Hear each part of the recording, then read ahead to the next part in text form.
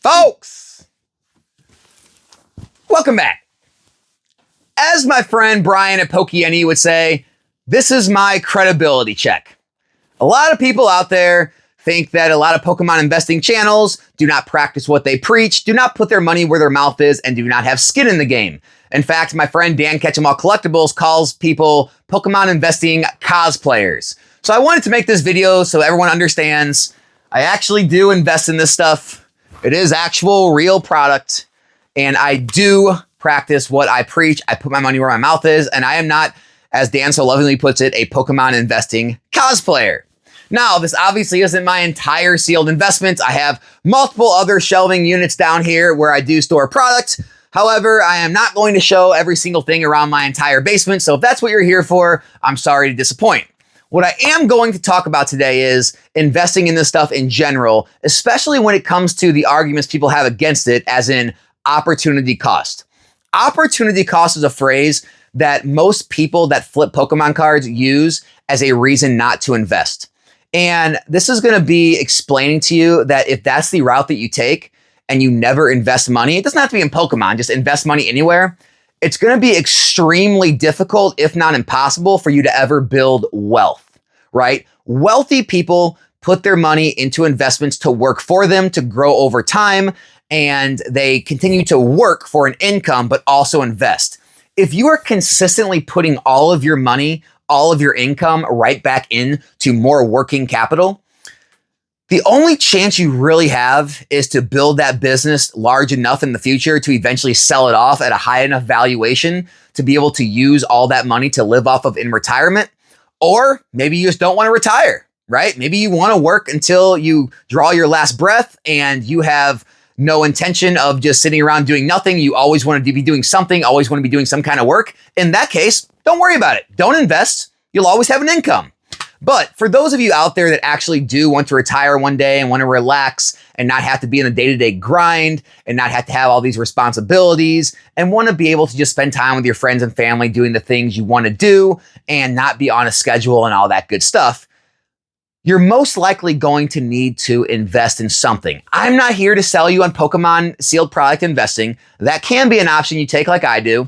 But invest in something, right? Whether it be, the S&P index or a mutual fund or real estate or even crypto now, Pokemon, just put your money away to start working for you somewhere so that in the next 10, 20, 30 years when you're older, you have a nest egg saved up so that you can, if you want to, stop working and live off your investments. Now, a lot of people use their returns as a way to talk down Pokemon investing or other investments, saying things like, I can use the money right now and outproduce the gains that you're making in this year.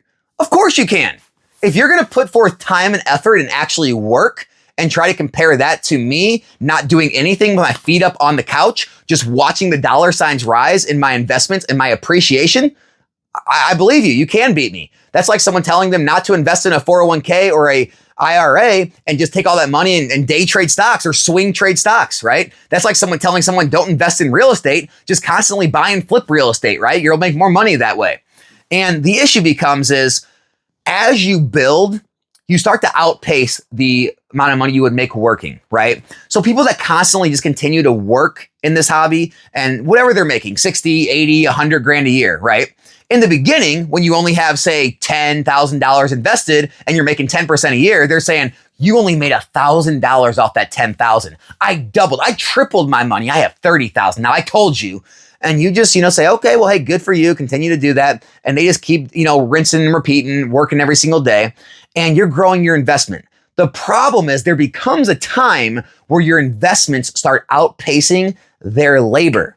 And what I mean is 10, 20, 30 years down the road, when you no longer have $10,000 invested, and now you have maybe $1 million invested or $2 million invested. And now that same 10% you're making a year is $100,000 to $200,000. And now you are sitting on a beach with your feet in the sand and you're out producing the same amount of money someone else is, working 40, 50, 60 hours a week, grinding in this hobby, still making that same $60,000, $80,000 to $100,000 because they never wanted to invest. They wanted to just continue to have working capital and grind for more income. Now, again, If you continue to snowball all of those flips into your business and grow the business, you can build it to a big enough valuation and sell it and live off that money. Or you can just build your inventory to a large enough number. If again, you're not taking any of the money out, right? You're not, having experiences, right? The big thing now is having experiences. You're not just taking extra vacations or buying yourself a sports car or buying yourself a beach condo or spending the money other places, right? As long as you're not doing any of that and you're actually being smart about it and just rolling it all back in your business again and again, yeah, there's a possibility you can outproduce someone's investing. However,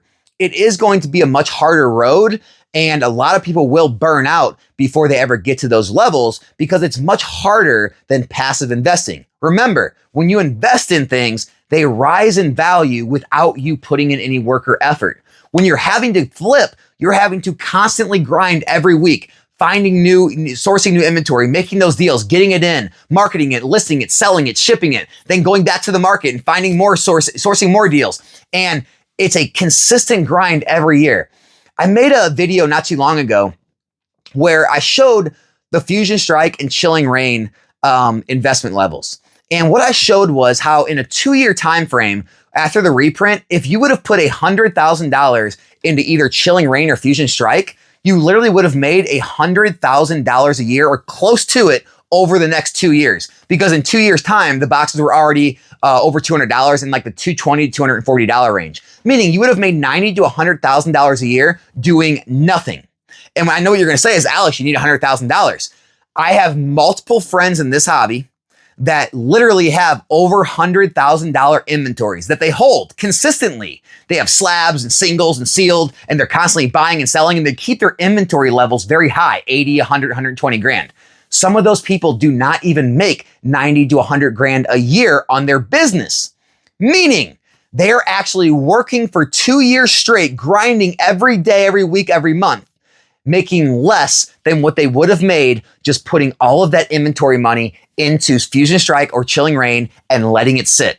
I mean, heck, just the last year, Evolving Skies was $400 a box about a year and a half ago. Now it's going for over $800. That's over 100% return in just a year to a year and a half, meaning the same $100,000 in Evolving Skies would have made you the same $100,000 in a year.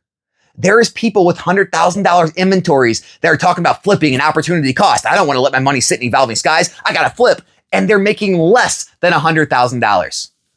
That tells you they're not truly looking at all of the options out there. They're too lost in their own mantras that they repeat to themselves and everyone in their own circles, their own like echo chambers repeat, that they don't even look around to understand their money may actually be better used somewhere else. Their time may be better used somewhere else. Honestly, they'd be better off just going and getting some remedial job that they can just, pay their bills with, letting that money sit in an investment. They'd be better off in the long run, and they'd probably be working less, have less stress, and be doing less work. And this is the things that people don't talk about enough, right? A lot of people that talk opportunity cost only talk about their returns. My returns working a job beat your returns investing when you're young and you're starting out and you're in your first 1 to 10 years of investing. Yeah, that's great. How do your working returns beat someone that's been investing for 30 to 40 years? How are their investment returns factored into what you're making? I guarantee a lot of those people, if they've been investing diligently and enough money, they're probably making more per year on their investments than you are working. Now, you can't get there overnight. And so it's an easy way for people to talk down investing, especially when people are new to it, because they can point to your investments and say, you're only making a small amount on those. You should be flipping. But what they don't understand is wealth is built over time. And if you're going to invest, it's about building over time investment. It's not about getting rich quick. And some people get rich quick. Some people build large scale businesses and they sell them for huge valuations to become rich. And some people, build this giant snowball of flips and become rich. But the majority of people don't. Like I talked about it before, guys, the majority of the people in this hobby are out of it in 1 to 2 years. Meaning there's no way they made enough in 1 to 2 years to outproduce what you're going to make on your investments as they age over the 5, 10, 15, 20 years to come.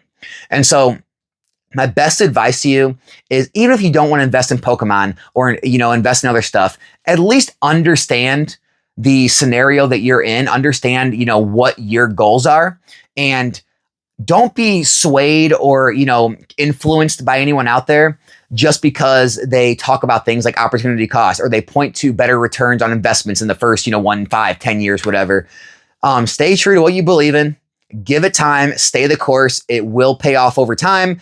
And in 20 to 30 to 40 years, you're going to really be thanking me when everyone else is still working, saying, I wish I invested. Now I'm going to have to work till I'm 70 or 80 years old. Social Security isn't enough to live on, if it is even around then. And, you truly will have the last laugh later on in life. And so that's all I got, guys. Hope you enjoyed the video. Subscribe if you're not yet, and I'll be back in a new one soon. I'm out.